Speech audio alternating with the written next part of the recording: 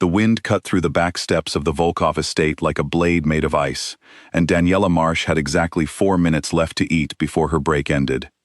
She sat on the cold stone, her tray balanced on her knees, and pulled her sleeves down over her wrists, even though no one was watching. It was a habit now, not a choice. Inside the kitchen, warm light spilled from the windows, and she could hear laughter, the clatter of pans, the low hum of a radio playing music from another decade. She was not allowed inside during meal hours, not because there was no room, not because the rules said so on paper. It was simply understood, the way certain things are understood in houses like this one, that a cleaner who was overweight, who moved a little slower than the others, who kept her head down and her sleeves long, did not eat where the family or the crew could see her. Daniela had stopped questioning it months ago. Questioning it only made the sting sharper. She had learned, the way she had learned many things in her life, that silence was cheaper than a fight she could not win. The estate belonged to Nikolai Volkov, a man whose name people said carefully, as if saying it too loudly might summon something they were not prepared for. Daniela had been hired through an agency 6 months earlier, sent to clean the East Wing 3 days a week, and in all that time she had spoken to him exactly twice. Once to say good morning, once to apologize for being 5 minutes late, because the bus had broken down on Route 9. He had not answered either time. He had simply looked at her, the way a man looks at a chair he has not decided whether to keep, and walked past. She told herself she did not care. She told herself a great many things. Today the wind was worse than usual, biting through her coat, and her sandwich had gone cold before she managed 3 bites. She heard the back door open behind her and stiffened out of habit, expecting Marta, the head housekeeper, coming to remind her of some rule she had not broken. Instead, it was quiet. No voice, no footsteps closer, just the door opening, a pause, and then the door closing again. She did not turn around. She had learned not to turn around. By the time her break ended, her fingers were numb from the cold, and she went back to scrubbing the floor of the east hallway, with hands that ached in a way that had nothing to do with the cleaning solution. She worked methodically, the way she always did, moving her cart from room to room, emptying bins, wiping surfaces that were already close to spotless, because the previous cleaner had also been thorough, because everyone who worked for the Volkov family understood that carelessness was not a mistake you made twice. She was polishing the brass handle of a study door when she heard footsteps that did not belong to any of the household staff she recognized. Heavy, unhurried, deliberate. She kept her eyes on the handle and did not look up, because looking up at the wrong moment had cost her jobs before, back when she was younger, and had not yet learned the particular choreography of staying invisible. "You eat outside," the voice said. Not a question. A statement, delivered the way a man might comment on the weather. She recognized the voice immediately, low, with the faint trace of an accent that had been sanded down by years in this country, but never fully erased. She straightened, wiped her hands on her apron, and finally looked up. Nikolai Volkov stood in the doorway of the study, tall, dressed in a dark gray suit that had clearly never once touched a discount rack, his expression unreadable in the way that made people in this house nervous. He was not smiling. He was rarely smiling from what she had observed, though she had not observed him closely, because observing him closely felt like a dangerous thing to do. "Yes, sir," she said, because that was the safest answer, and safety was the only currency she had left. Why? It was not a question phrased as a question, but she understood she was meant to answer it as one. Her mind raced through the possible responses, weighing each for risk. The truth would embarrass Marta, and embarrassing Marta was not a small thing in this house. A lie would be obvious, because he did not seem like a man who tolerated obvious lies. "It is easier," she said finally, "for everyone." Something shifted behind his eyes, so briefly she almost missed it. Then it was gone, and his face returned to its usual stillness. "Easier," he repeated, as if tasting the word, and finding it unsatisfying. He did not say anything else. He turned and walked back down the hallway, his footsteps fading into the wide silence of the house, and Daniela stood there for a long moment, her heart beating faster than the conversation should have warranted. She told herself it meant nothing. Men like Nikolai Volkov did not concern themselves with where the cleaning staff ate their lunch. He had probably already forgotten the conversation by the time he reached the end of the hallway. She had certainly imagined the strange weight in his voice, the thing that had sounded, for just a second, like anger that was not directed at her.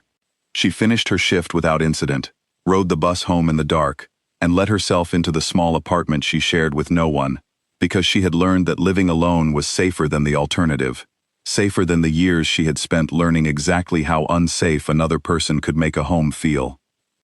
She hung her coat on the hook by the door, the same hook it had hung on for 2 years, and went to the small mirror in the bathroom before she showered, not because she wanted to look, but because she made herself look, every single night, as a kind of discipline. The scars on her forearms caught the dim light. Some were old and pale, thin lines that had faded to the color of her skin.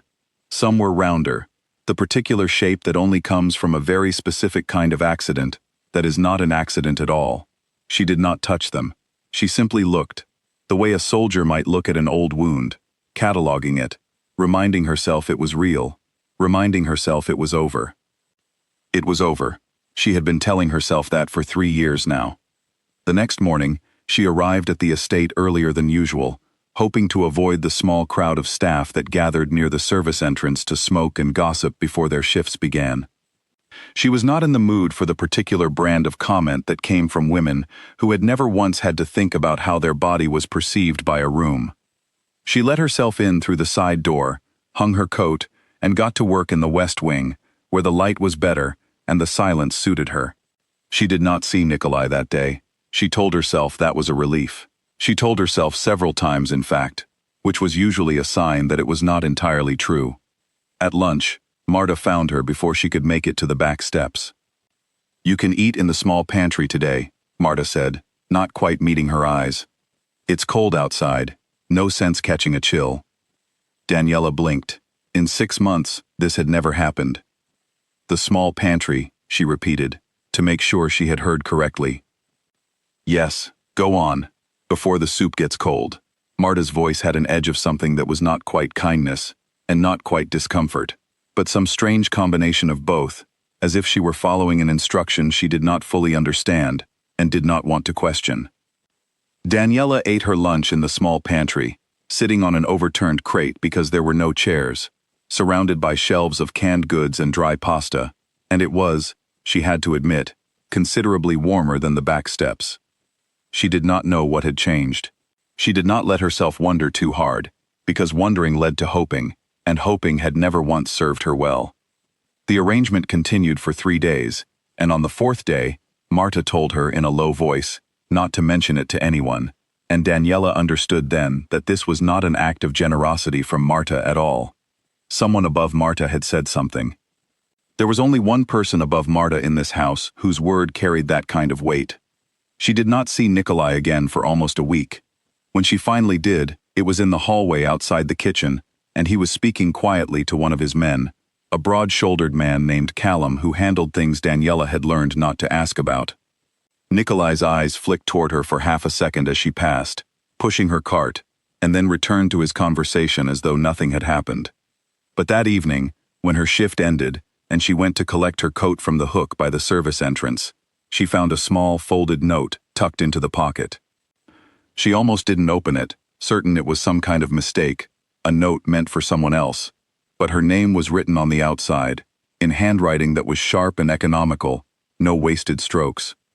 Inside, it said only, "You do not need to eat outside, ever again. This is not a request." She stood there for a long moment, in the empty hallway, the note trembling slightly in her hand, though whether from the cold or from something else entirely, she could not have said. She had spent 3 years building walls so high that nothing could get over them. She had left everything behind to build those walls, had rebuilt her entire life brick by careful brick, had trained herself not to trust kindness, because kindness, in her experience, was often the doorway through which the worst things entered. And yet here was a man whose reputation preceded him into every room he ever entered, a man other people feared enough to lower their voices when they said his name, going out of his way over something as small as where she ate her lunch. She folded the note carefully and put it in her bag, telling herself she would throw it away later. She did not throw it away later. She told herself that meant nothing too. That night, as she stood in front of the bathroom mirror doing her nightly discipline, she found herself thinking not about the scars on her arms, but about the strange, unreadable look that had crossed Nikolai's face when he asked her why she ate outside.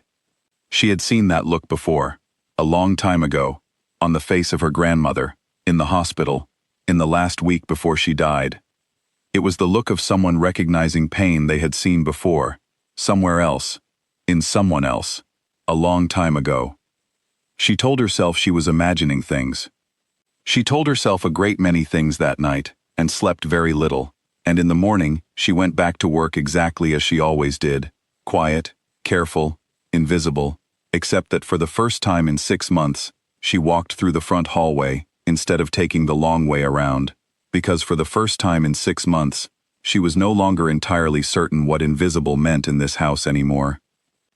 The change was small: a pantry instead of the back steps, a note instead of silence. But small changes had a way of cracking open things that had been sealed shut for a very long time, and Daniela Marsh, who had survived by staying sealed, did not yet know whether that crack was a danger or the first breath of something she had almost forgotten how to want. Over the following days, she noticed other small shifts around the estate, shifts so quiet that anyone not paying close attention would have missed them entirely. The other kitchen staff, who used to talk over her as though she were part of the furniture, began to glance her way before they spoke, as though weighing their words more carefully. Marta stopped calling her the cleaner in front of guests and started using her actual name, which Daniela was almost certain Marta had never bothered to learn before. She told herself it did not matter. She told herself, several more times, that a change in tone from people who had never respected her was not worth the energy it took to notice. But she noticed anyway. On Thursday, she was assigned to clean the study, the same room where Nikolai had asked her his strange, blunt question the week before. She worked slowly, dusting the shelves of leather-bound books that she suspected no one in the house had actually read, when she heard the door open behind her. She turned, expecting Marta or one of the other staff, and found Nikolai instead, standing in the doorway with a folder under his arm, watching her the way he had watched her from a distance on the back steps, except this time, there was no distance at all. "You got my note," he said. It was not quite a question. "Yes, sir." She kept her hands busy, wiping a shelf that did not need wiping, because it gave her somewhere to look that was not his face. "You do not have to call me that." "What should I call you?" The words came out before she could stop them, sharper than she intended, and she braced herself for the consequence of speaking without thinking, a habit that had cost her before, in another life, with another man. But Nikolai did not raise his voice. He did not move closer in the way that made her chest tighten with old memory. He simply considered the question, as though it deserved real thought. "Nikolai," he said, "it is my name." "I don't think that would be appropriate," she said carefully, and went back to her dusting, hoping the conversation was over. It was not. "Why did you tell Marta it was easier to eat outside?" he asked, "when the truth is that she told you to." Daniela's hand stilled on the shelf. She had not expected him to remember the conversation with such precision, had not expected him to see through the careful phrasing she had chosen specifically because it protected everyone, including herself, from a truth that would have caused trouble. "It doesn't matter now," she said. "You changed it." "That is not an answer." She turned to face him then, because she was tired, in a way that went deeper than the physical exhaustion of scrubbing floors for 6 months, of being asked questions by people who held power over her, and having to calculate every single word before she spoke it. "I protect people who don't deserve protecting," she said, "because it is easier than the alternative. I have done it my whole life. I don't expect you to understand that." Something in his expression changed, a flicker of recognition so quick she might have imagined it, the same look she had seen from him on the back steps, the look she had compared, in her own mind, to her grandmother's face in a hospital room. "I understand it better than you think," he said, and before she could ask him what he meant, he turned and left the room, leaving her standing among the dusted shelves with more questions than she had walked in with, and a strange, unfamiliar warmth in her chest that she did not have a name for yet, and was not entirely sure she wanted one. She finished the study in silence, and for the rest of the day, she found herself replaying the conversation over and over, turning his words in her mind the way she used to turn stones over on the beach as a child, looking for something underneath that she could not quite name. That night, on the bus home, she watched the city lights blur past the window and thought, for the first time in a long while, not about the past she had run from, but about the strange, careful man who had noticed she was cold, and had done something about it without ever once asking her to explain herself, and she did not know what to do with the fact that some small, stubborn part of her was grateful. Steam hissed from the pot before Daniela could pull her hand back, and the pain hit a full second after the sound did, sharp and sudden, racing up her wrist like fire under the skin. She dropped the ladle, gasped, and grabbed the edge of the counter to steady herself, her sleeve already soaked through and clinging to the burn. The kitchen had been chaos all morning. One of the regular cooks had called in sick, and Marta had asked Daniela to help move a pot of boiling water from the stove to the sink, a task that should have taken 30 seconds and instead had gone wrong in the space of one careless step, a wet patch on the tile she hadn't seen in time. "Let me see," a voice said, and she looked up to find Callum, Nikolai's broad-shouldered man, already crossing the kitchen toward her, his usual guarded expression replaced by something closer to alarm. He reached for her wrist before she could stop him, and in his hurry to check the burn, he pushed her sleeve up past her elbow. The kitchen went quiet in a way that had nothing to do with the burn. Daniela froze. She knew, without looking, what he was seeing. The scars did not need explaining to anyone who had spent enough time around violence to recognize the pattern. The particular shape of old cigarette burns clustered along the inside of her forearm, faded now but never gone, layered underneath the new burn, like rings in a tree trunk telling a story no one was supposed to read.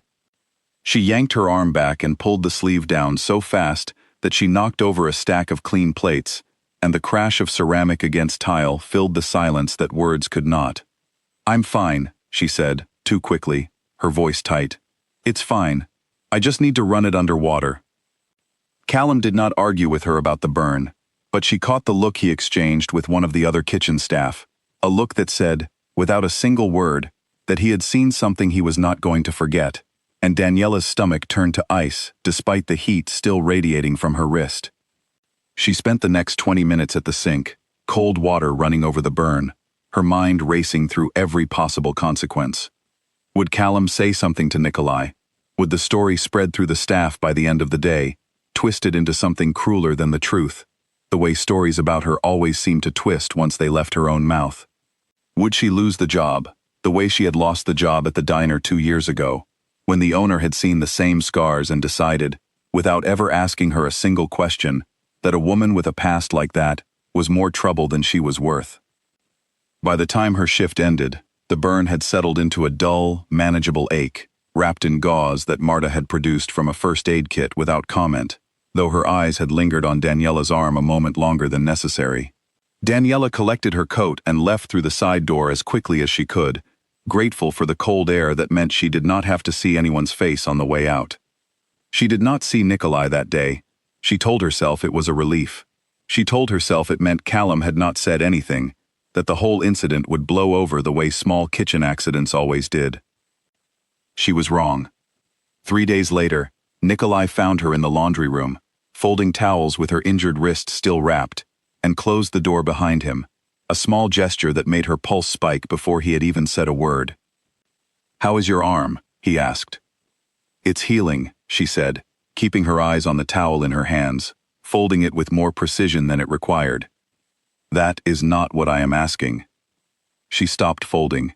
The towel sat forgotten in her hands, and for a long moment neither of them spoke, the only sound the low hum of the dryer behind her, and somewhere far off, the distant chime of a clock marking the hour. "I pulled your file," Nikolai said finally, his voice quieter than she had ever heard it. "The agency's file. There is very little in it, no emergency contact, no previous address before 3 years ago, a gap where a person's history should be." Daniela's throat went tight. "That's not your business." "No," he agreed, "it is not."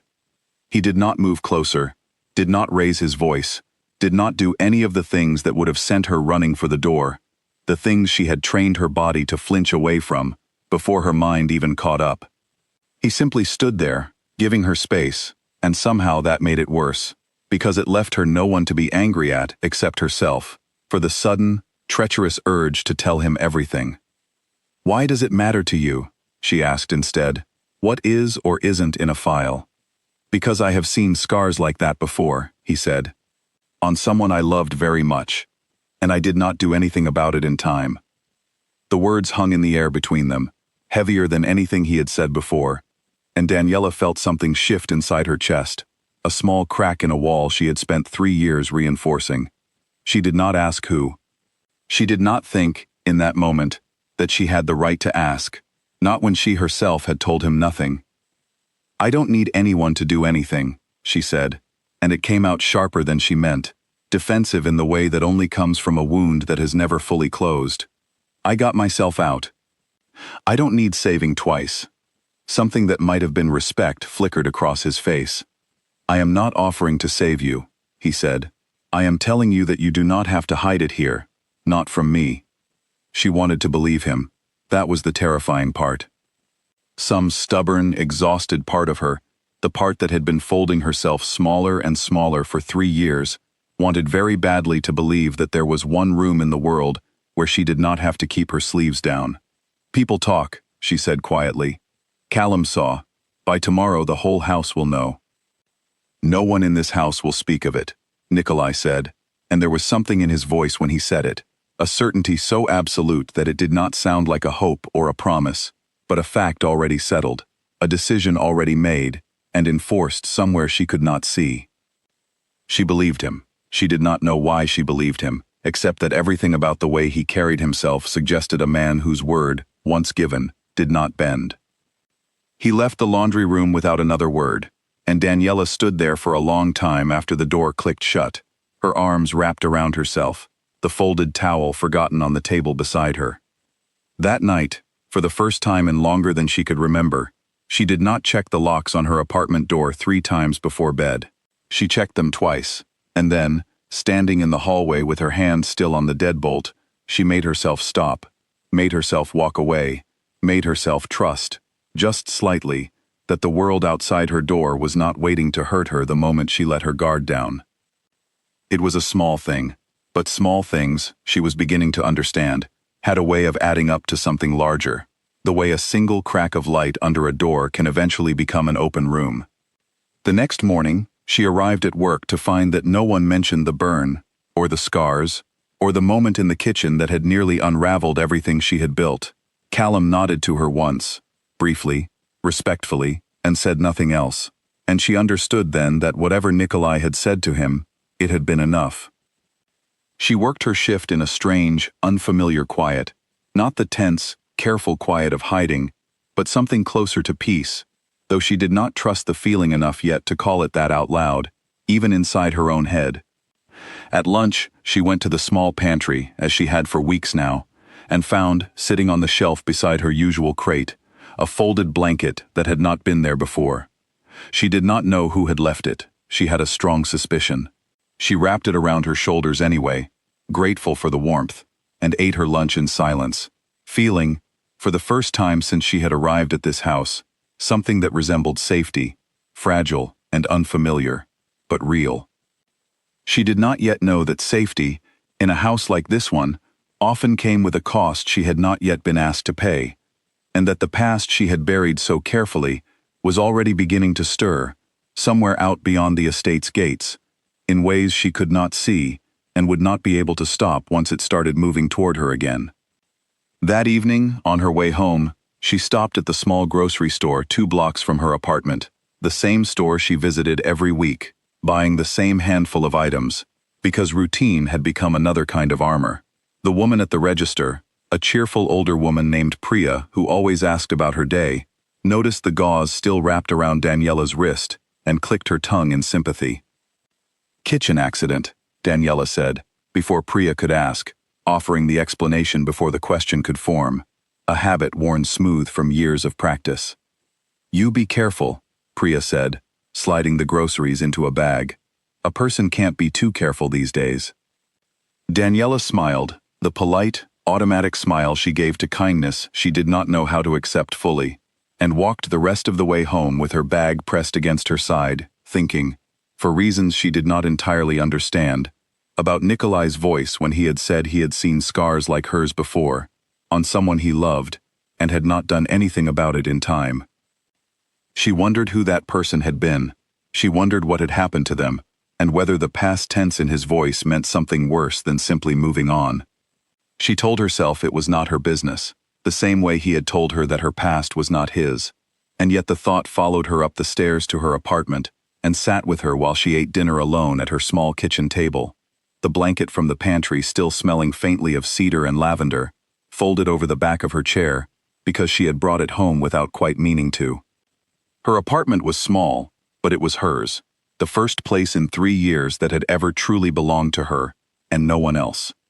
She had chosen the furniture herself, piece by piece, from second-hand shops and clearance sales, and every object in the room had been selected for a single quality, above all others. It asked nothing of her. It did not judge her, did not comment on her body, did not remind her, the way certain voices from her past still did in quiet moments, that she had once let herself be small, in ways that had nothing to do with her size. She thought about the man she had left behind, the one whose face she rarely allowed herself to picture anymore, though it surfaced sometimes in dreams she could not control. He had been charming once, in the beginning, the kind of charming that made people say she was lucky, that made her own mother tell her not to let a good man go. It had taken her 4 years to understand that charm and safety were not the same thing, and 2 more years after that, to find the courage to leave. And even now, 3 years into a life she had rebuilt from nothing, she still flinched sometimes at sounds that reminded her of doors slamming, of voices raised in a particular register that made her whole body go still and small. She had told herself, when she left, that she would never again let anyone see the parts of her that he had left behind. And yet here she was, wrapped in a blanket a Mafia boss had quietly left for her, thinking about the strange, careful way he had asked about her arm, without demanding an explanation she was not ready to give. She did not know what to make of it. She was not sure she wanted to know yet. The next few days at the estate passed in a rhythm that felt, for the first time in months, almost gentle. She ate her lunches in the small pantry, sometimes alone, sometimes with a young housemaid named Louisa, who had recently started bringing her own lunch to sit nearby, tentative at first, then warmer, the two of them trading small stories about nothing important, the kind of easy conversation Daniela had almost forgotten she was capable of having with another person. Louisa was young, barely into her 20s, with an openness about her that Daniela both envied and worried for, the way you might worry for a bird that has not yet learned which branches are safe to land on. "You seem different lately," Louisa said one afternoon, tearing a piece of bread in half. "Lighter somehow." Daniela considered the observation carefully before answering, the way she considered most things now. "Maybe I am," she said finally, and found, to her own surprise, that she meant it. But not everyone in the house shared Louisa's warmth. Marta, though she no longer enforced the old rule about eating outside, had grown quieter around Daniela in a different way, watchful, as though trying to solve a puzzle she had not been given all the pieces to. And one afternoon, as Daniela passed the sitting room with her cleaning cart, she overheard 2 of the other staff speaking in low voices, not quite low enough. "He's never done anything like this before," one of them said, "not for anyone." "Maybe he sees something in her," the other replied, "or maybe he just feels sorry for her." Daniela kept walking, her face carefully blank, the old skill of pretending not to hear things that hurt, returning to her as easily as breathing. But the words stayed with her long after she had finished her shift, a small splinter under the skin, because some frightened part of her agreed with the second voice more than she wanted to admit. Pity was easy to give, and painful to receive, and she had built her entire adult life around refusing it from anyone. She did not yet know that the truth was neither pity nor simple kindness, but something Nikolai himself had not fully named to anyone, not even to himself, and that the coming weeks would force both of them to look directly at a feeling that neither of them had expected to find inside a house built on rules about who was allowed to be seen and who was expected to stay hidden. "Why do you keep watching me?" Daniela said, and the question came out sharper than she intended, echoing off the marble floor of the east hallway, where she had turned suddenly to find Nikolai standing at the far end, not pretending to be doing anything else, simply watching. It was the third time that week she had caught him at it. Once in the garden, where she had been trimming the hedges alone, and had looked up to find him on the balcony above, not looking away when their eyes met. Once in the kitchen doorway, lingering longer than any instruction required, and now, in the hallway, with no excuse at all. Nikolai did not flinch at the accusation, did not offer some smooth explanation the way another man might have. He simply crossed the distance between them, his footsteps unhurried on the polished floor, until he was close enough that she had to tilt her head back slightly to meet his eyes. "Because I am trying to understand something," he said, "and I have not been able to look away from it long enough to figure out what it is." "That's not an answer." "No," he agreed, "it is not." She crossed her arms, an old defensive habit, and studied him the way she had learned to study people who held power over her, searching his face for the tell that would explain what he wanted from her, because in her experience, men who watched women this closely always wanted something. "If this is about the scars," she said, "I don't need you feeling sorry for me. I've heard what people say. I do not feel sorry for you." His voice was quiet but firm, and there was an edge to it now, something closer to frustration. "I feel angry. There is a difference." "Angry at me?" "Angry that someone did that to you, and is still walking around somewhere, breathing, while you flinch every time a door closes too hard." He said it plainly, without dramatics, and the accuracy of it struck her like a physical blow, because she had never told him about the doors, had never told anyone about the particular sound that could still, 3 years later, send her heart racing before her mind caught up with the fact that she was safe. "You don't know anything about my life," she said, though her voice had lost some of its earlier sharpness. "I know enough," he said. "I know what those scars mean. I know the shape of them. I know that a person does not get marks like that from carelessness, no matter what excuse gets written on a hospital form. I have seen it before, and I did not do enough, and I am not interested in making that mistake twice." The hallway went very quiet. Somewhere in the house, a clock ticked, steady and indifferent to the weight of the conversation happening beneath it. "Who was it?" Daniela asked, before she could stop herself. "The person you saw it happen to."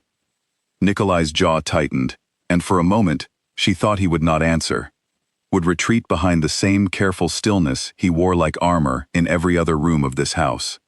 But then he spoke, and his voice had lost its usual control. "My sister," he said, "Yulia. She married a man our family trusted. It took 2 years before any of us understood what was happening behind closed doors, and by the time we understood, it was already too late to change how it ended." "I'm sorry," Daniela said quietly, and meant it, the old ache of shared understanding settling between them like something physical. "I am not telling you this so you feel sorry for me," Nikolai said. "I am telling you because I need you to understand why I cannot simply look away from you eating lunch in the cold, or hiding your arms in July, or flinching at sounds that should mean nothing. I have already failed to notice these things once. I do not intend to fail again." Daniela did not know what to say.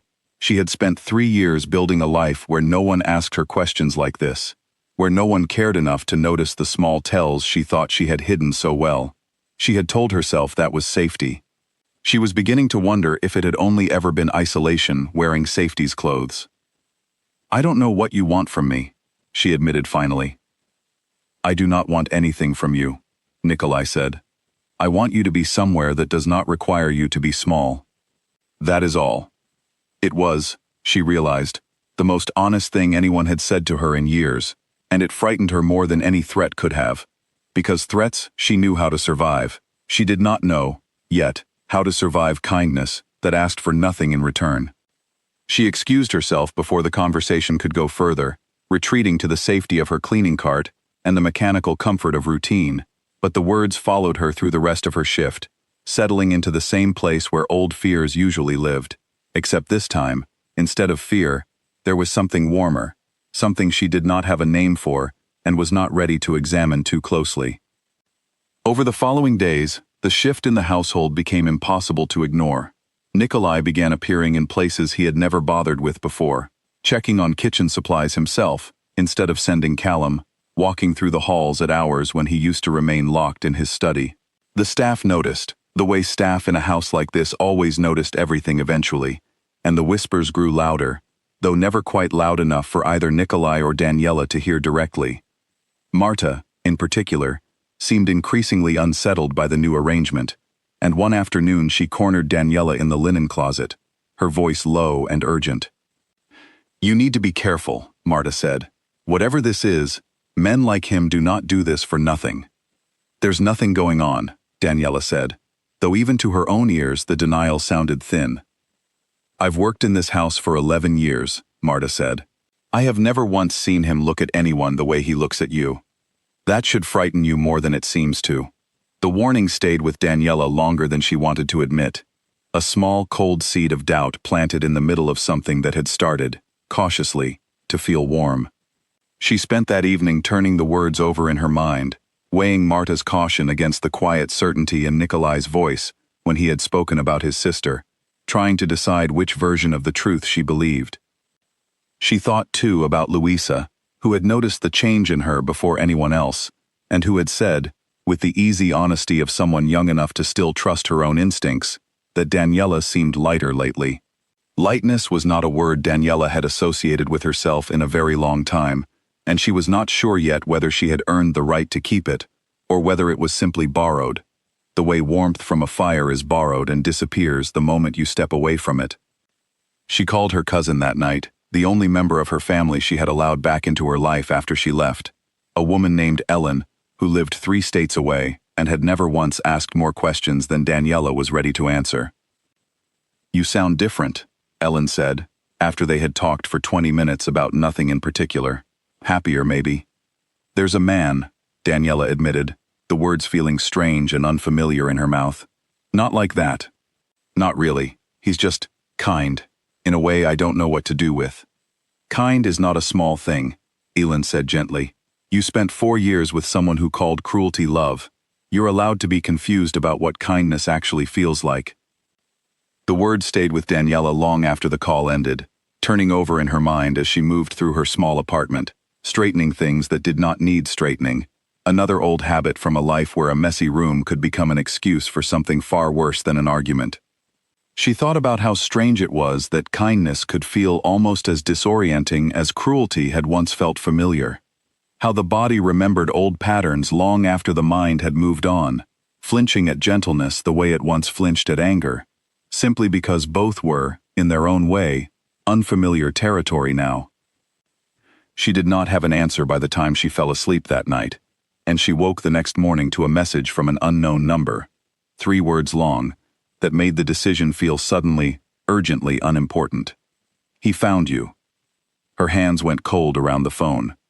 She read the message 3 times, her mind refusing, for one long moment, to fully process what it meant, before the old, familiar panic rose up through her chest, the panic she had spent 3 years training herself to control, now roaring back to life all at once.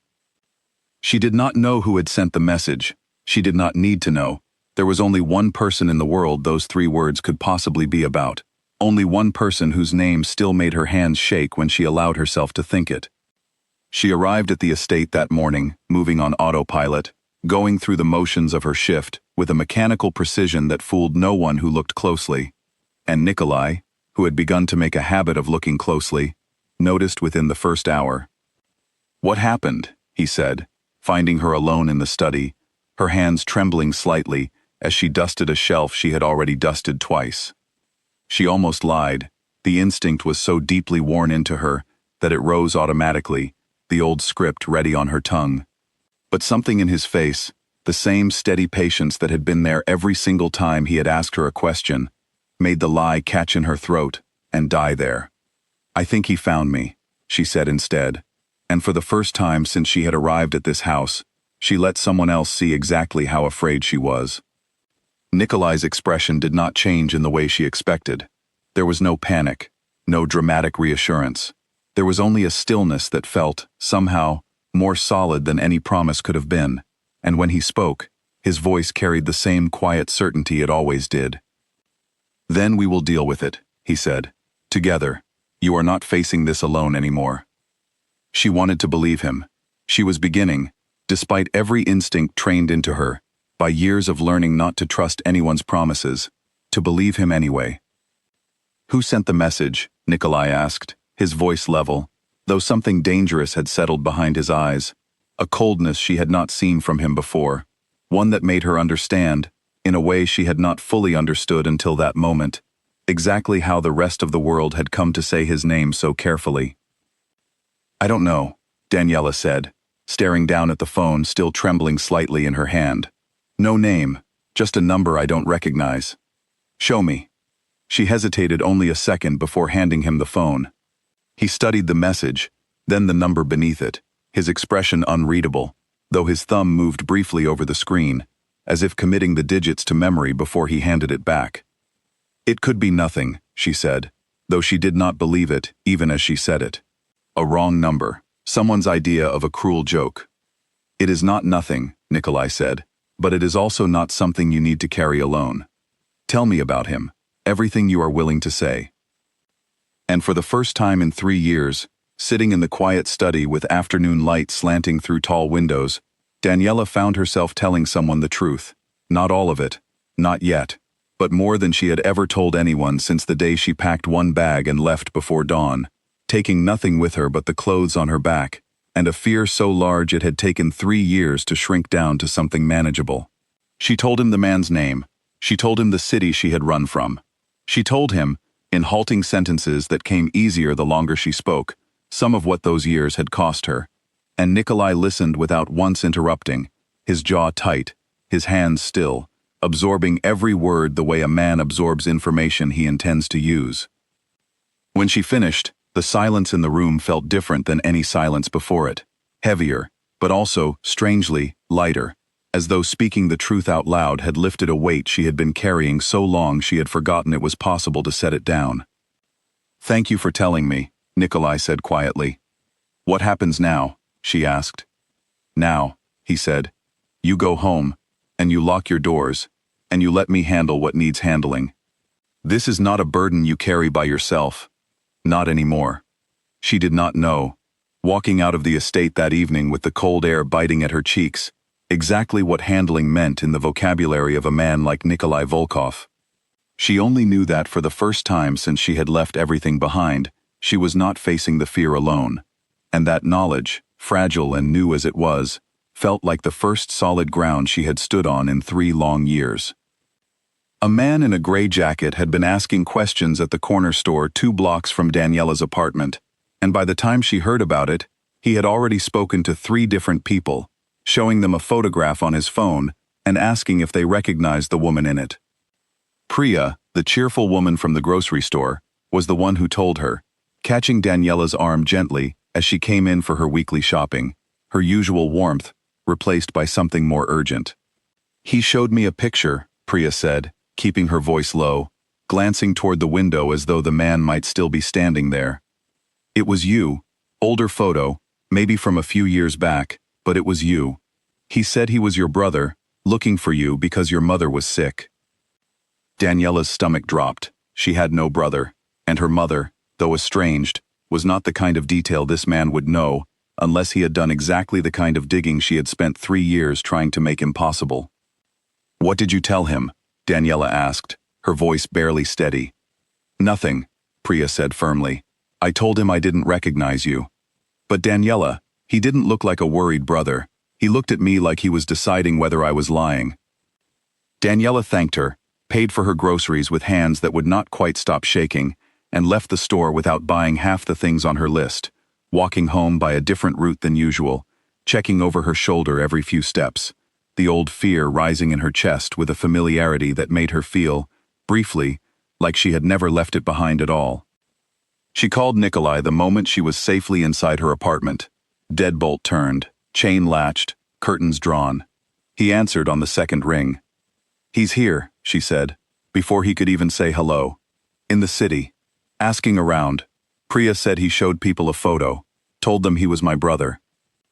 There was a brief silence on the other end of the line, and when Nikolai spoke again, His voice had dropped into a register she had not heard from him before, quiet and precise in a way that felt less like comfort and more like calculation. "Stay inside," he said. "Do not go anywhere alone tonight. I am sending someone to your building." "Nikolai, I don't want." "This is not a discussion," he said, and though the words were firm, there was something underneath them that softened the command, a note of fear she suspected he did not often allow himself to show. "I have already failed to protect someone I loved from a man like this once.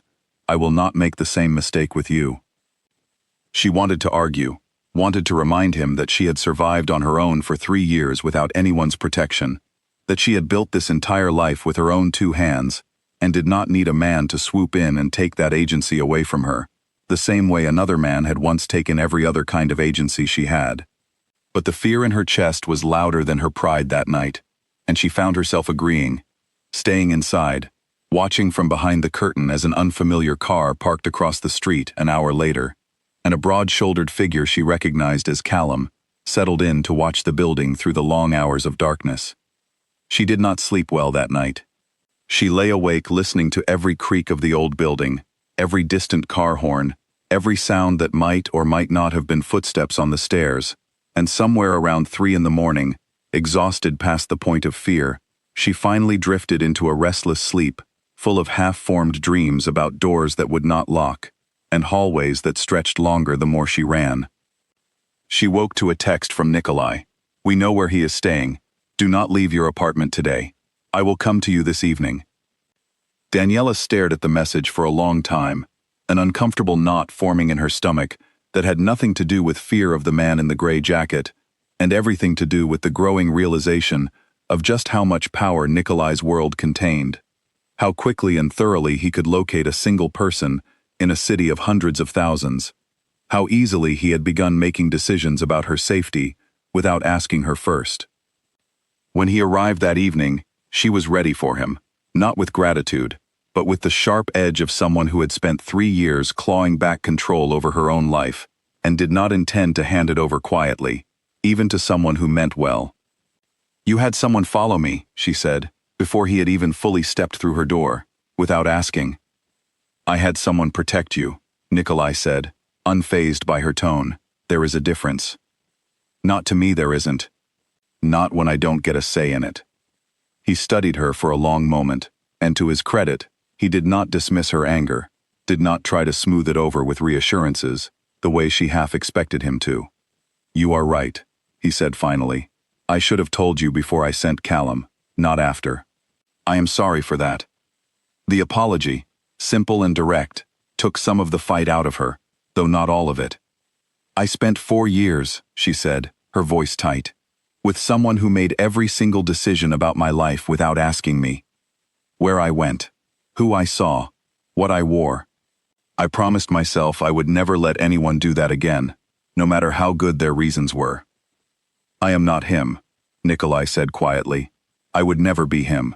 But I understand now why my instinct to act without asking must feel the same, even when the intention is different. I will not make that mistake again." She wanted to believe the promise, and something in the steadiness of his voice, the absence of defensiveness or excuse, made it easier than it should have been to accept it. "Tell me what you found," she said finally, sitting down at her small kitchen table and gesturing for him to do the same. He told her. The man's name was Dale Crawford, and he had arrived in the city 4 days earlier, staying at a cheap motel on the edge of downtown, paying in cash, asking careful, patient questions of anyone who might have crossed paths with a woman matching Daniela's description. He had not, as far as Nikolai's people could determine, discovered her exact address, but he was close, closer than Daniela wanted to think about, working his way through the neighborhood block by careful block. "What does he want?" Daniela asked, though some deep, exhausted part of her already knew the answer. "What men like that always want," Nikolai said. "Control. He does not miss you. He misses owning you, and some men cannot let that kind of ownership go, no matter how much time has passed." The accuracy of the observation settled over her like a weight, and she found herself, for the first time in years, telling Nikolai the fuller version of the story she had only sketched in outline days earlier. She told him about the early years, the ones that had seemed almost happy, the slow erosion that followed, so gradual she had barely noticed the walls closing in until she was already trapped inside them. She told him about the night she finally left. One bag, no plan, just the terrifying, necessary certainty that staying one more day might mean not surviving to leave at all. Nikolai listened without interrupting, his hands folded on the table, his expression carefully controlled in a way that Daniela was beginning to recognize as the particular effort of a man holding back a much larger reaction out of respect for the person telling the story. "He will not touch you again," Nikolai said, when she finally fell silent. "I need you to understand that as a fact, not a promise. A promise can be broken. This will not be." She did not ask him exactly what he meant. Some part of her understood that there were things in his world that were better left unspecified, gray spaces where safety and danger existed side by side, and she was not yet ready to decide how she felt about needing a man capable of navigating those spaces to keep her alive. That night, before he left, Nikolai paused at her door, turning back to face her with an expression she had not seen from him before, something unguarded and almost hesitant, unusual for a man who moved through the world with such total command of every room he entered. "I need you to know," he said, "that none of this changes what I told you before, about wanting you to be somewhere that does not require you to be small. That is still true, regardless of how this ends." She stood in the doorway long after he had gone, watching the taillights of his car disappear down the street, Callum's vehicle still parked faithfully across the road, and felt, for the first time since the message had arrived 2 days earlier, something that was not quite peace but was, perhaps, its distant cousin. The strange, unfamiliar sensation of being afraid and not being alone in that fear at the same time. The following morning, Daniela returned to the estate for her shift, though Nikolai had offered, more than once, to let her stay home until the situation with Dale was resolved. She had refused. Staying home felt too much like hiding again, and she had promised herself, the day she left her old life behind, that she would never again let fear decide where she was allowed to go. Louisa noticed the change in her the moment she walked into the small pantry at lunchtime, her face pale, her hands moving with a stiffness that had not been there the week before. "You look like you haven't slept," Louisa said gently, setting her own lunch aside. "I haven't, much," Daniela admitted, and for once, instead of deflecting the concern the way she usually did, she found herself telling Louisa a small, careful piece of the truth. "Someone from my past found out where I've been living. It's being handled, but it's frightening." Louisa's eyes widened, and instead of pulling away, the way Daniela half expected, she reached over and squeezed her hand. "Nikolai will not let anything happen to you," she said, with the easy certainty of someone who had worked in this house long enough to understand exactly what that meant. "I have never seen him care about anyone the way he cares about you. Not since I've been here."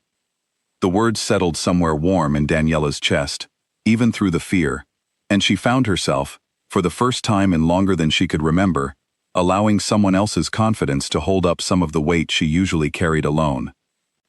That evening, she called her cousin Ellen again, needing to hear a voice from the life she had built before all of this, a voice that had known her through the worst of it and had never once made her feel smaller for having survived it. "You sound scared," Ellen said, picking up on the tension in her voice immediately. "He's here," Daniela said. "Dale, in the city, asking around." There was a long pause on the other end of the line, the kind of pause that carried its own particular weight, because Ellen had been there, 3 years ago, in the aftermath, had driven 6 hours through the night to help Daniela pack the last of her things from an apartment she never wanted to see again. "Do you have someone with you?" Ellen asked finally. "Someone who can actually help, not just someone who means well." Daniela thought of Nikolai, of Callum parked faithfully across the street, of the quiet, absolute certainty in his voice when he had told her that Dale would not touch her again. "Yes," she said, "I think I actually do." "Then let them help you," Ellen said. "You don't have to prove you can survive this alone just to prove you're strong. You already proved that 3 years ago. You're allowed to accept help now."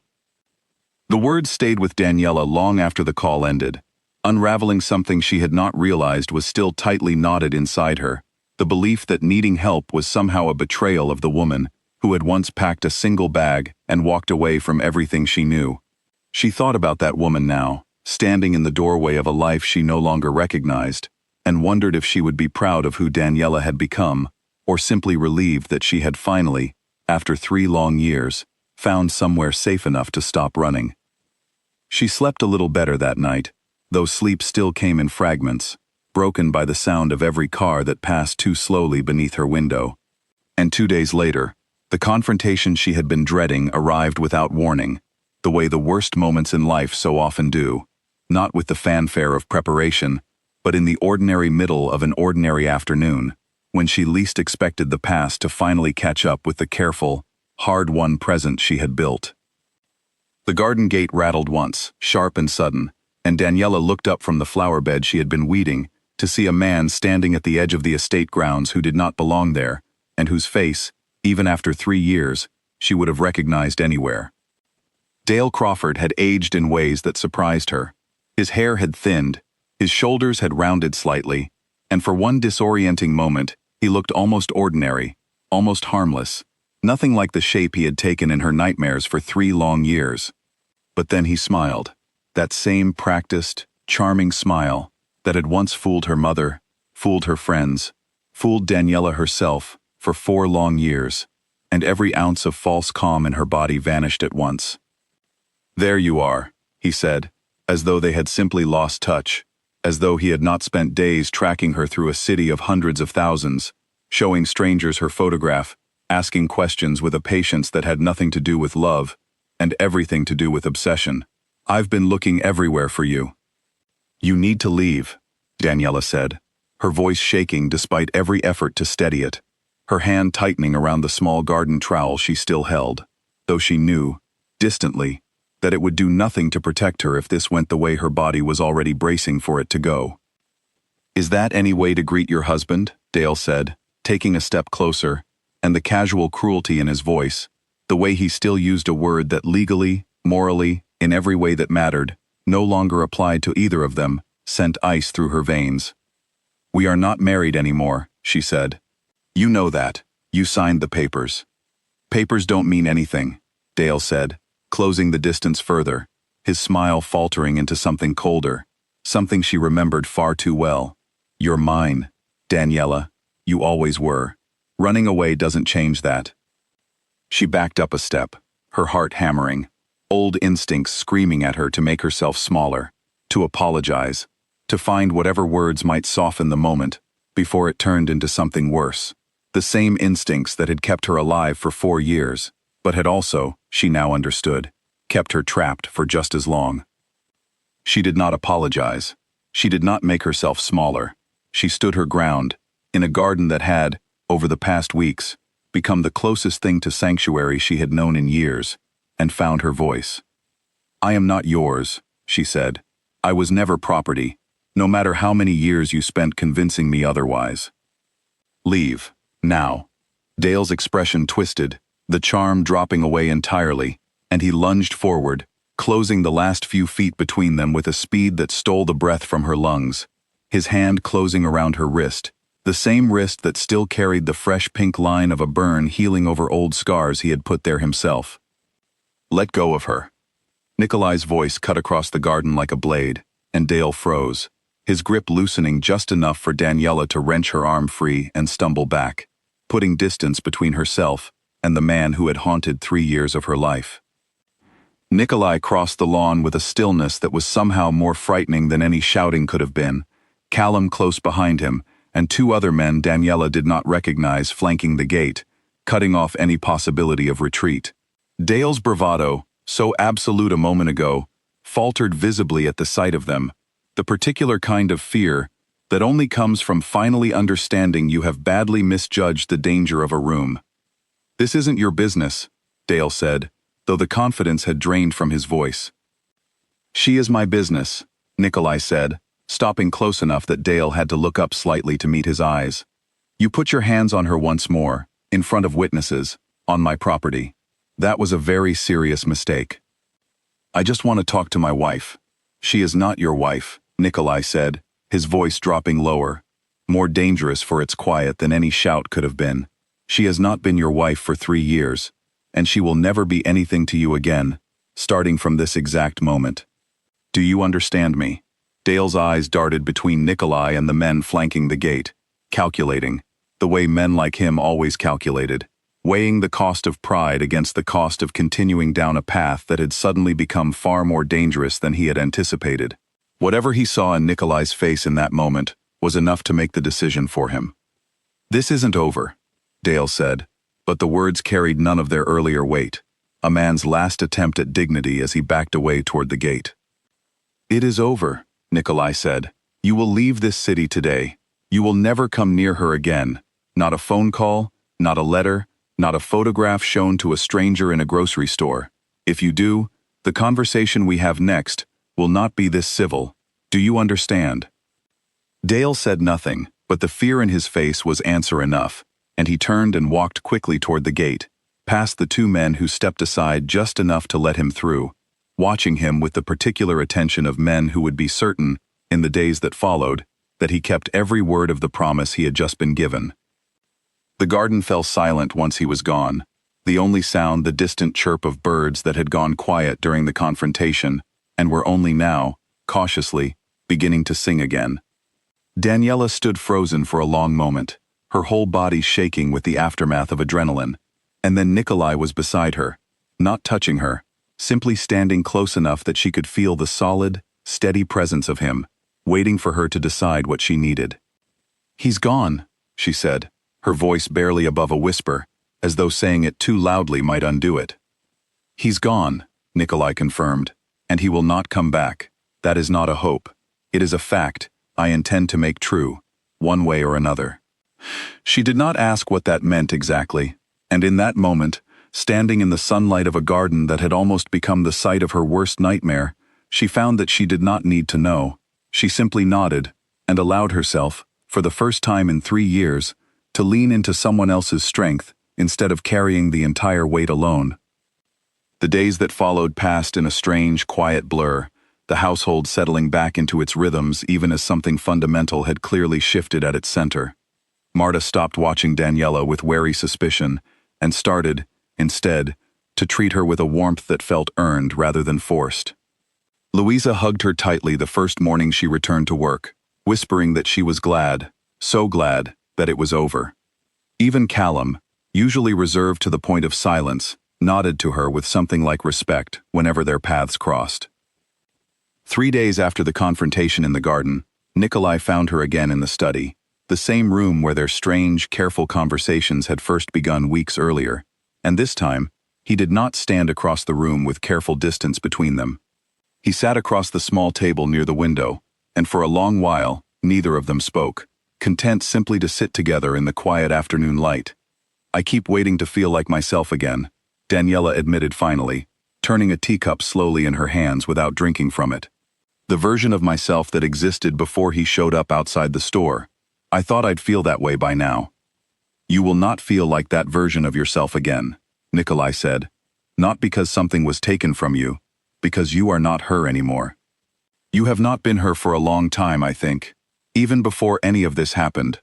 Is that supposed to comfort me?" "It is supposed to be true," he said. "Comfort and truth do not always arrive together, but I have found that truth tends to last longer."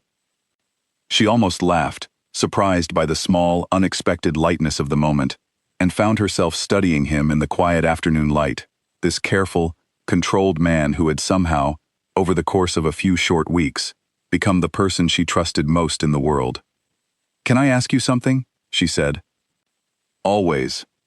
That first day, on the back steps, why did you actually stop and watch me eat in the cold instead of just walking past like you always had before?" Nikolai considered the question seriously, the way he considered most things, before answering. "Because you looked like someone who had trained herself not to expect warmth," he said. "I recognized that.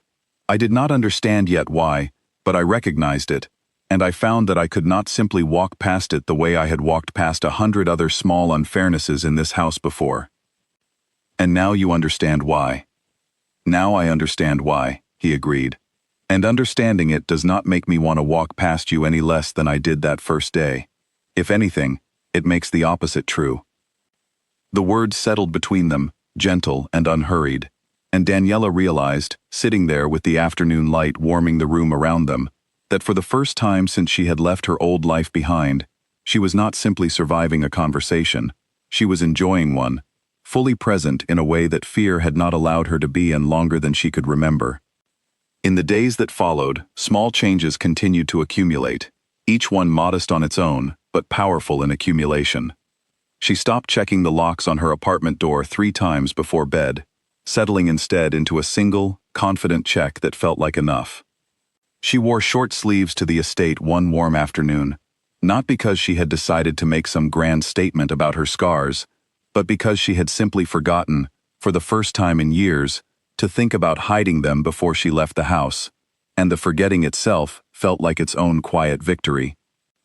Luisa noticed, of course, the way Luisa noticed everything about Daniela now, with the easy warmth of someone who had decided, somewhere along the way, that Daniela was worth paying close attention to.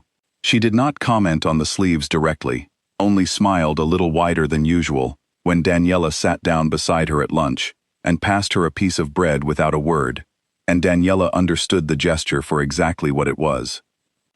It was the following week, when the entire household staff had gathered for the monthly dinner that Nikolai insisted on holding for everyone who worked at the estate, that the true shift became impossible to ignore.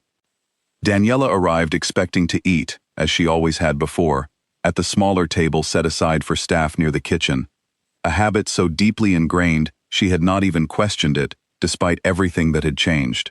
But when she reached for a chair at the familiar table, Nikolai's voice carried across the room. "Daniela," he said, and the room quieted, every eye turning toward him. "You will sit with me tonight, and from now on, whenever there is a meal in this house, you will sit wherever you choose." That is not a request. It is simply how things are now.